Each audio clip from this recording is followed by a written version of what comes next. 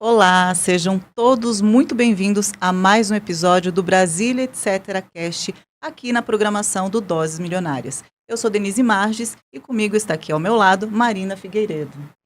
Olá, todos muito bem-vindos ao Brasília TC Cast. Hoje falaremos sobre um assunto muito interessante, a área de saúde, medicina. E tem uma área que não é tão disseminada, tão conhecida, mas nós, homens, mulheres, somos realmente sempre, digamos, vítimas de problemas relacionados ao sistema circulatório. Então a gente vai falar aqui hoje com o Dr. Eric Watson, que ele é angiologista e cirurgião vascular. Tudo bem, doutor? Seja muito bem-vindo ao Brasília TC Cast. É um prazer ter o senhor conosco aqui hoje. Olá, meninas. Eu que agradeço o convite, estar aqui no podcast de vocês, Doses Milionárias, e agradeço a você, Denise, Marina, a oportunidade de estar aqui e compartilhar informações de assuntos que são bem relevantes no dia a dia do nosso consultório. Muito interessante, doutor. E como a gente começou o bloco aqui, por mais que seja muito comum a questão das varizes, da trombose, de tantos desdobramentos que atua o cirurgião vascular e o angiologista, quando você fala de uma maneira popular, angiologista, as pessoas não sabem muito o que é. Só que é uma especialidade extremamente útil e importante. A gente vê com a ação dos veículos de comunicação, com a mídia mais específica de saúde, o quão se fala na saúde circulatória, das veias. Conta pra gente, inicialmente, como é que funciona a especialidade de angiologia. O que se estuda? É um sistema circulatório? São as veias? Conta um pouco pra gente. Bem, o angiologista e cirurgião vascular é um médico que ele vai estudar as doenças do sistema circulatório. Isso envolve vasos, que são as artérias, as veias e os vasos linfáticos. Então, todas as doenças pertinentes a artérias, veias e vasos linfáticos, ou seja, a saúde vascular do paciente é visto pelo angiologista, que vai ter uma abordagem mais clínica, e o cirurgião vascular, que vai executar os procedimentos cirúrgicos. Mas são especialidades integradas. Antigamente, o médico fazia uma formação única, ele já saía angiologista e cirurgião vascular. Hoje nós temos residências separadas, com títulos de especialização separados pela Sociedade Brasileira de Angiologia e Cirurgião Vascular. Eu já sou médico, angiologista e cirurgião vascular, com título de especialista pela sociedade. Há mais de 20 anos atuo em Brasília, nessa área, e hoje a gente vê com muita relevância as pessoas terem a preocupação de procurar o profissional angiologista por questões de dores nas pernas, inchaço, presença de varizes, conforme você mesmo mencionou, e também a situação de esclarecimento sobre trombose, que é uma dúvida, um medo que muitas pessoas têm. E doutor, o que levou o senhor a procurar essa área, se especializar nessa área? Qual foi o seu interesse? O meu motivo de ter feito essa área na medicina é porque minha mãe, durante a faculdade, ela teve um diagnóstico de trombose venosa profunda. Eu estava ainda no primeiro ano da faculdade e isso despertou o interesse de me especializar nessa área para poder cuidar de pessoas que tiveram o mesmo problema que minha mãe teve. Eu sou muito feliz pela medicina, muito feliz pela área onde eu atuo, e na medida do possível a gente sempre tenta ajudar ao máximo as pessoas com esclarecimentos, com diagnóstico, e oferecer os tratamentos que é pertinente a cada caso. Vamos começar então pela trombose. A sua mãe, ela tinha algum fator de risco ou foi uma surpresa? Porque hoje em dia a gente vê muitas pessoas que é uma grande surpresa. Aí você vai descobrir que era um anticoncepcional, era alguma medicação. A sua mãe tinha algum fator de risco? Bom, o caso da minha mãe especificamente, ela tinha alguns fatores de risco. Ela tinha um quadro de sedentarismo, tinha presença de varizes de membros inferiores e, associado a isso, ela fez o uso de uma terapia de reposição hormonal com alta dose de estrógeno. Então, esses são alguns fatores de risco que a pessoa possa ter uma trombose. Não significa que uma mulher que faz uso de uma terapia de reposição hormonal vai ter trombose. Você tem que estratificar com outros fatores de risco, como idade avançada, presença de varizes, obesidade. Genética? Tá? Existe um fator genético, sim, que são as doenças hereditárias, que são as trombofilias.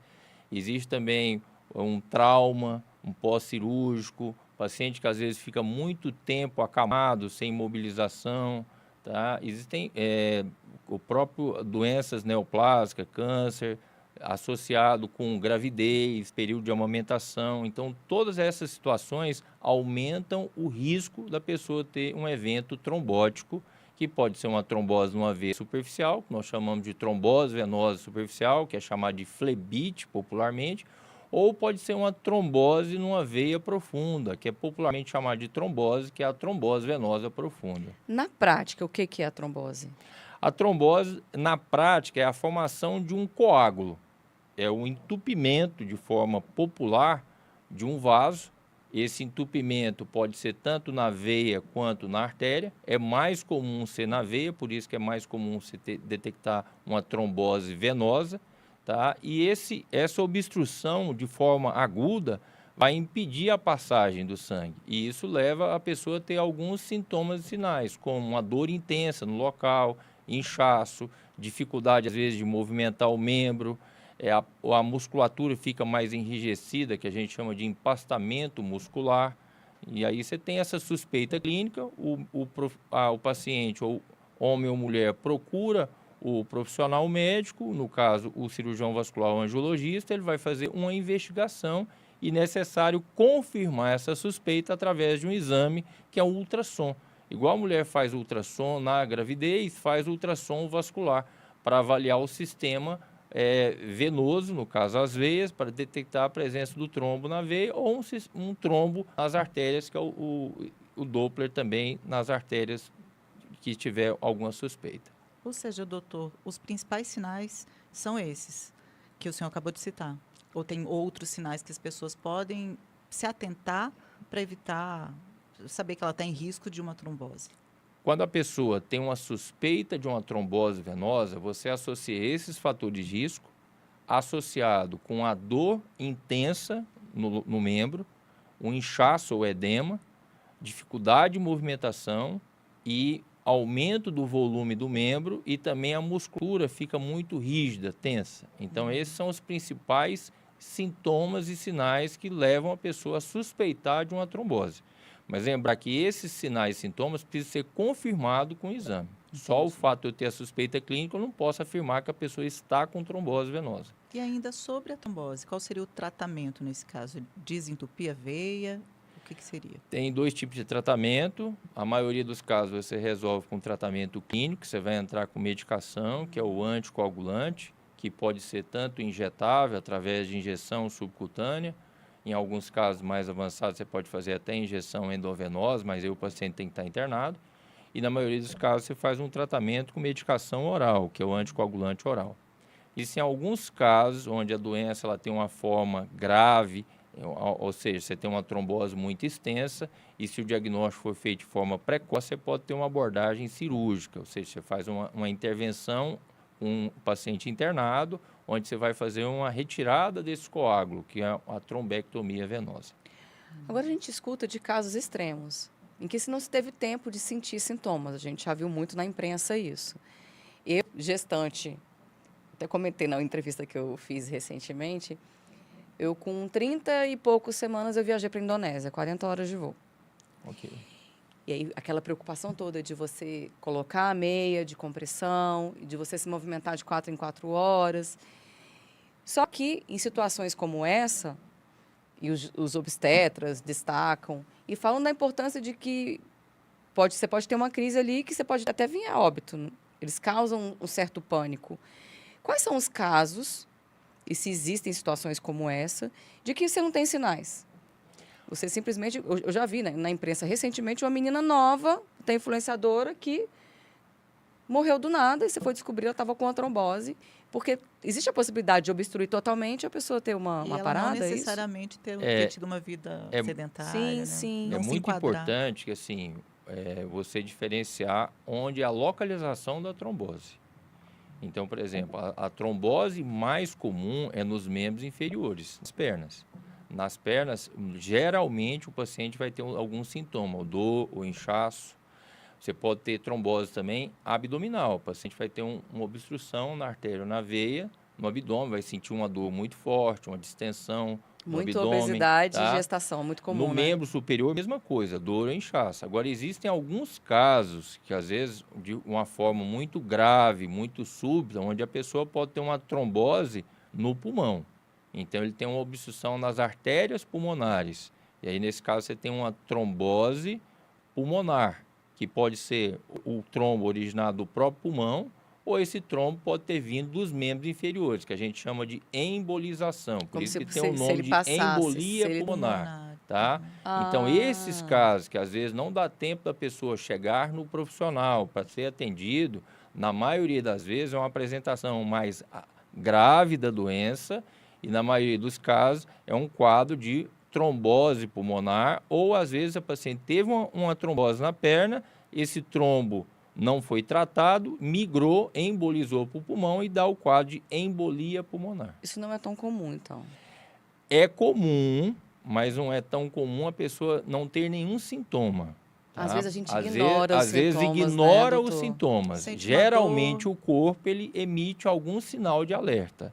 O paciente no pulmão ele vai ter falta de ar, cansaço, uma dor forte no peito, às vezes vai caminhar, sente um mal-estar. Isso pode ser um sinal indicativo. Por isso que o paciente tem que estar sempre alerta a esses sinais e sintomas para que procure um profissional que possa ajudar, fazer um diagnóstico precoce para iniciar logo o tratamento. Agora, isso é tão curioso, porque a gente tende a tratar sintomas o tempo inteiro. Cada dia que passa, a gente tem mais acesso aos fármacos, vai ali na farmácia, está com dor de cabeça, Os vou comprar um remédio, analgésicos. aqui um analgésico, ou então um remédio mais forte para uma enxaqueca da vida. A mesma coisa, está com falta de ar. Eu já tenho algum histórico aqui, eu compro um Aerolim. Então, tem essa cultura da automedicação. E muitas vezes você está ali maquiando um problema, que se você fosse a um profissional, fizesse um exame clínico, você diagnosticaria e poderia tratar, evitando fatalidades como essas. É muito importante ressaltar que se você tem algum sintoma, como dor no membro inferior, membro superior, dor abdominal, sempre procurar um profissional. Uma dor torácica, uma dor no peito, sempre procurar um profissional, um angiologista, um vascular, para que ele possa te ajudar. Agora, lembrar que a trombose mais comum é a trombose venosa e o local mais frequente é nos membros inferiores. Pernas, Agora, né? o fato de eu ter uma dor na perna não significa que eu estou com trombose, porque as dores nas pernas têm várias causas. Você pode ter uma dor de origem muscular, ou seja, quando a pessoa tem uma dor aguda, sofreu algum trauma, fez algum exercício físico intenso, às vezes ela pode ter simplesmente uma contusão no músculo, às vezes fez um estiramento muscular, em alguns casos pode ter até a ruptura do músculo, o músculo rompe, extravasa sangue, forma um hematoma muscular, isso gera um quadro de dor. Você pode ter dor nas articulações, que também gera dor nas pernas. Então, um paciente que às vezes tem um desgaste na articulação, artrose no quadril, no joelho, ou um processo inflamatório, que nós chamamos de artrite quadril, artrite de joelho, também gera dor nas pernas. Você pode ter uma dor de origem neurológica, ou seja, a pessoa tem um componente, uma inflamação no nervo, que começa lá na região da coluna lombar, e essa dor vai irradiar pelo glúteo, pela região lateral da coxa Quase e um região ciático posterior, isso, né? Lembra que, muito. que faz exatamente o trajeto do nervo, que no caso o nervo ciático, e essa dor vai irradiar até o pé. Então começa no glúteo, começa na coluna lombar, passa pelo glúteo, vai lateral e posterior de coxa, desce pela perna, chega até o pé, acompanhado de formigamento, de dormência. E você tem a dor de origem vascular. Aí sim, a dor de origem vascular, você pode ter uma dor com componente de sensação de peso, de inchaço, que aí você suspeita de varizes. Ou uma dor aguda, uma dor intensa, uma dor que limita a pessoa de andar, acompanhada de um inchaço agudo. Aí você tem que suspeitar de um quadro de trombose. É algo Então até tem como várias parece causas de que eu dores. bati a perna em algum lugar, ou tá um inchaço que a perna está pesada, porque é muito importante isso que o senhor colocou, a gente conseguir identificar que tipo de dor que eu estou sentindo. E a gente consegue, se a gente observar, não, isso aqui é muscular, isso aqui é mais nas articulações, é um pouco mais óssea, essa aqui realmente é nervo, porque irradia. E, geralmente, quando a perna incha assim, ou você bateu ali em algum lugar, teve uma lesão, ou é algo mais profundo mesmo, que é a questão da artéria, da Sempre veia. que você tem uma história de trauma, é importante que você faça uma avaliação com o médico. Ou seja, você não deve deixar passar batido, porque às vezes aquele trauma pode ter lesionado uma artéria, uma veia. A artéria é mais difícil, mas pode lesar uma veia e também pode ter uma lesão muscular. Isso gera um quadro de dor. E em relação ao inchaço que você falou, o inchaço é outro sinal muito frequente no consultório do angiologista.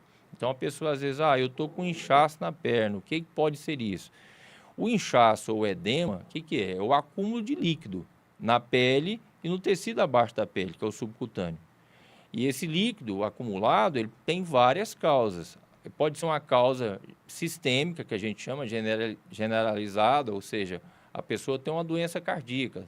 O coração, às vezes, funciona de uma forma mais lenta, que é um quadro que a gente chama de insuficiência cardíaca congestiva, e um dos sinais é inchaço nas pernas.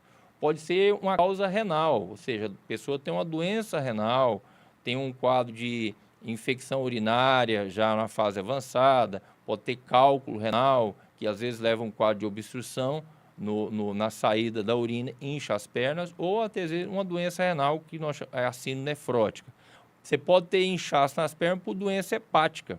A pessoa que às vezes tem um quadro de insuficiência hepática, por uma cirrose hepática.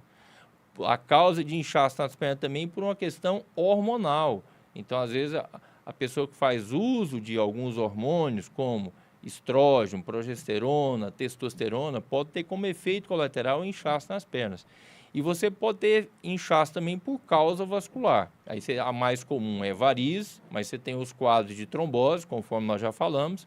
Você tem um inchaço relacionado à deficiência da drenagem desse líquido retornado do pé e da perna para o coração, que aí você tem uma alteração do sistema linfático, que é o linfedema.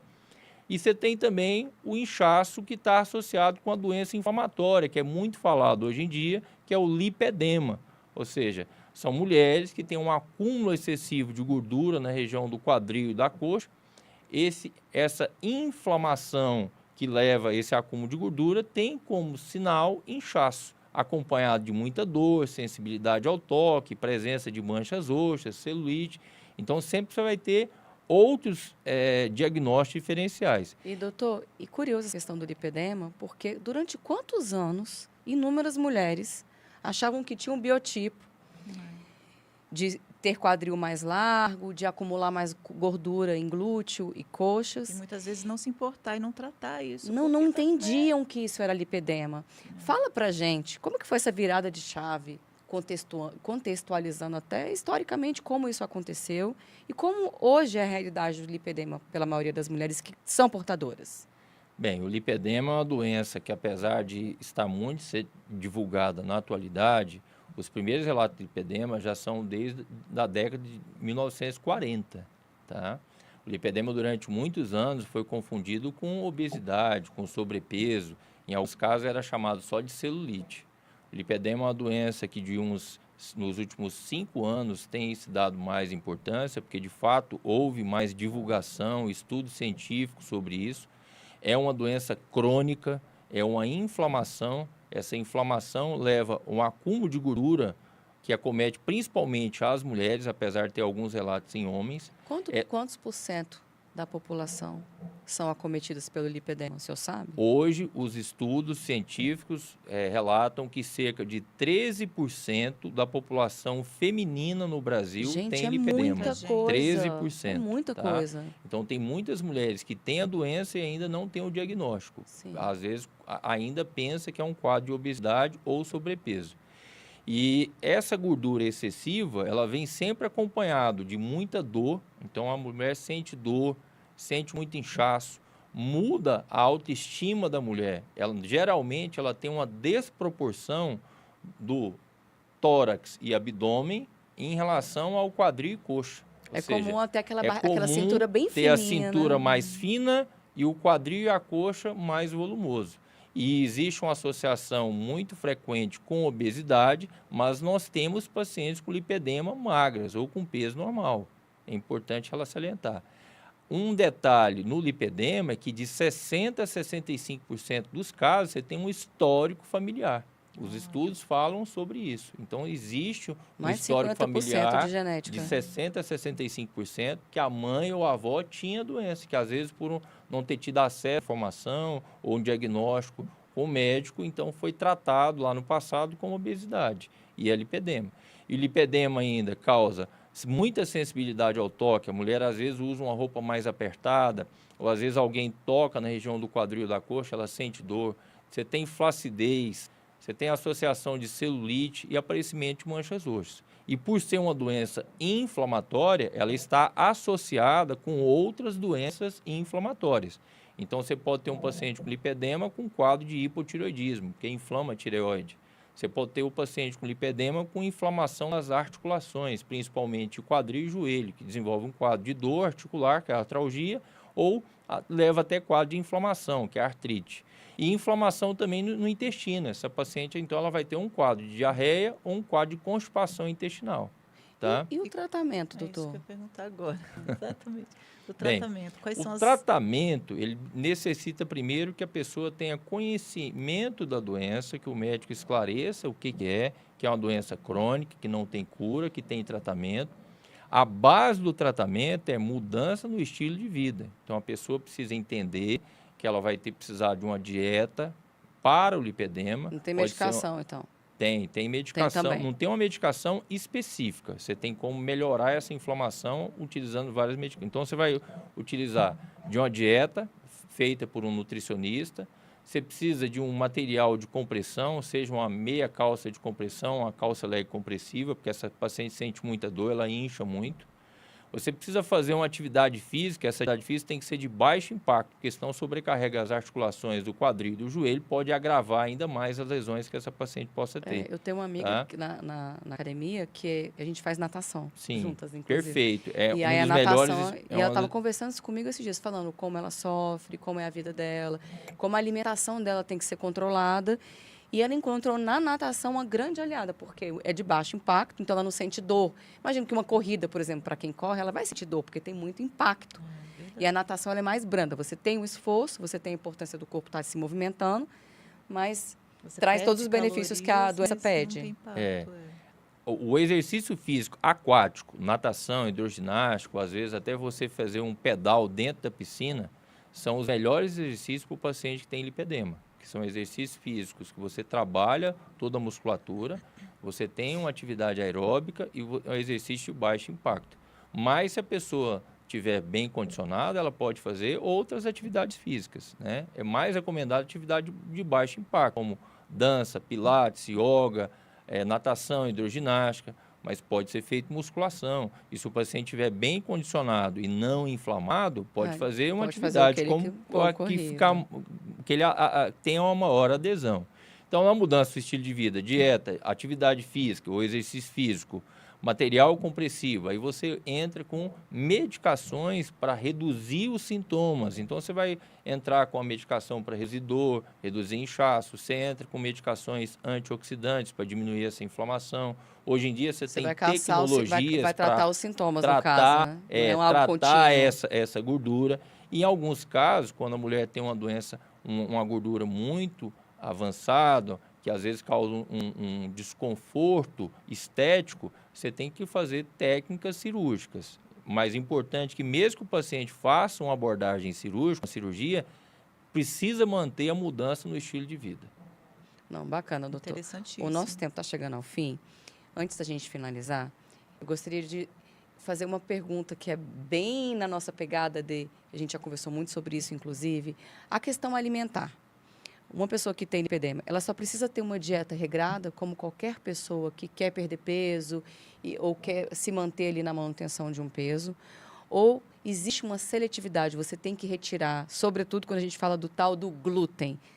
Ele é inflamatório mesmo, tem que tirar algumas coisas que talvez uma pessoa que queira ter um estilo de vida saudável e só simplesmente perder peso e não estar naquele efeito sanfona constante, poderia estar, e quem tem o lipedema não.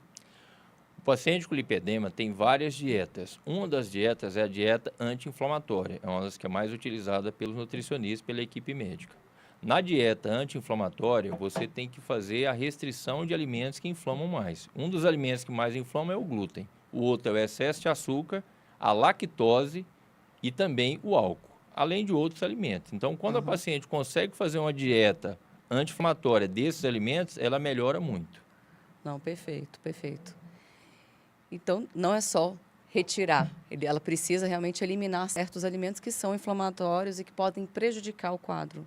Perfeitamente, porque esses alimentos podem agravar o quadro, que leva a mais dor, mais inchaço e pioram a flacidez. E esse reajuste na alimentação e na qualidade de vida, fazendo atividades físicas e tudo mais, vai trazer uma qualidade de vida, sendo repetitiva, mas vai trazer essa qualidade de vida para quem tem lipedema, certo? Porque reduz a dor, reduz o inchaço, você vai diminuir a gordura corporal associado a todo esse tratamento.